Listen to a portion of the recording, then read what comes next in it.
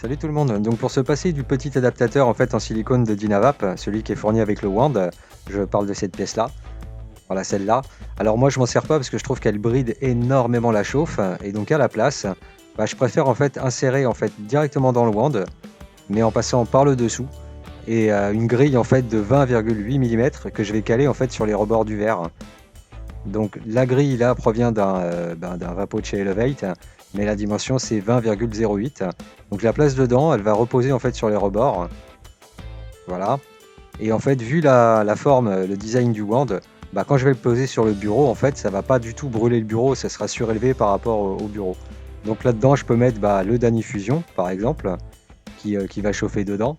Je peux mettre sinon aussi pourquoi pas le Camouflet Convector, voilà, de chez Camouflet, qui est un excellent vaporisateur d'ailleurs, hein, qui fonctionne très bien avec le wand.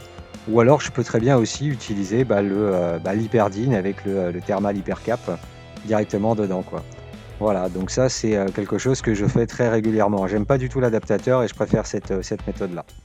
Voilà, donc ça c'était la petite astuce pour se passer de cet adaptateur. Et comme vous allez le voir, la grille, voilà, elle peut retomber très facilement, quoi. Donc je vous encourage à tester cette méthode parce que je pense que vous allez l'adopter et abandonner tout comme moi cet adaptateur en silicone. Bonne vape à vous. Ciao.